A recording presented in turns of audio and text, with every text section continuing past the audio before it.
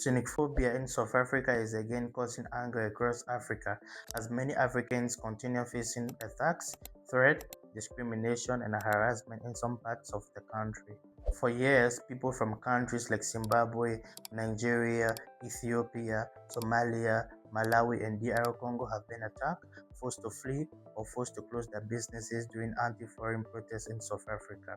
In 2026, videos are still circulating online showing foreigners running for safety, shops being closed, and protesters demanding that immigrants leave South Africa. Some anti-immigration groups, including Operation Tudula, continue pushing South African first campaigns. Activists linked to this movement argue that undocumented foreigners are taking their jobs, increasing crime rates, putting pressures on housing, schools, hospitals, and public services while South Africans remain unemployed. However, many Africans are now asking, why are fellow Africans being treated like enemies in Africa?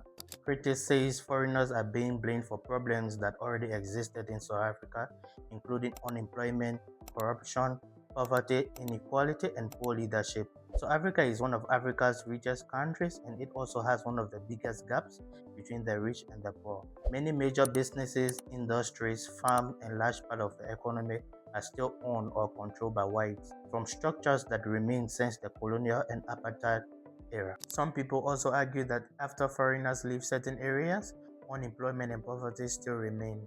In some places, businesses closed completely after foreign owners were chased away because those same foreigners were also creating jobs, paying rent, and helping local communities survive. Others argue that in today's world where people move across borders looking for opportunities, blaming foreigners alone will not solve South Africa's deeper economic problems. Some critics even claim that many young South Africans are sitting at home waiting for jobs instead of adapting to changing economic realities, entrepreneurship, and competition. At the same time, others reject those claims, saying millions of South Africans are genuinely struggling because of poverty, inequality, corruption, and lack of opportunities. Critics argue that South Africans are often divided among themselves through tribal tension, political conflicts, community violence, and provincial division. Some people believe the problem is not only about foreigners, but that South Africa has deeper social tensions even among its own citizens.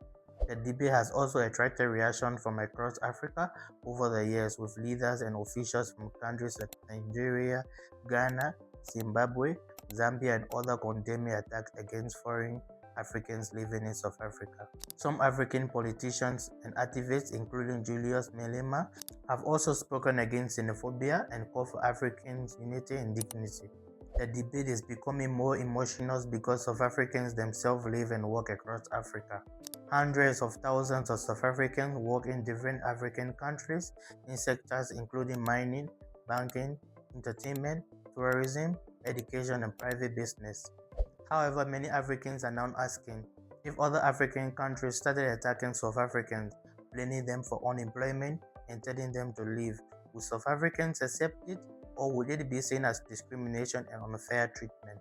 Many Africans also believe Africans are one people and should live together in peace and harmony instead of being divided and treated differently because of nationality. The South African government has spoken against xenophobic violence many times and promised to take action, yet attacks and tensions continue happening repeatedly. Many Africans are now questioning whether the government is really doing enough to stop it. Africans are now warning that if xenophobia continues growing, it could slowly damage relationships between African countries and weaken the idea of African unity itself. If some South Africans are demanding that Africans and other nationalities leave the country, should other African countries also send South Africans back? Or would that also create more division across the continent? Do you think removing foreigners will solve South Africa's problem? Or are deeper economic political issues being ignored? Or do you think South Africa itself has deeper internal social and economic problems that goes beyond African foreigners? This is Global Affairs with Cephas.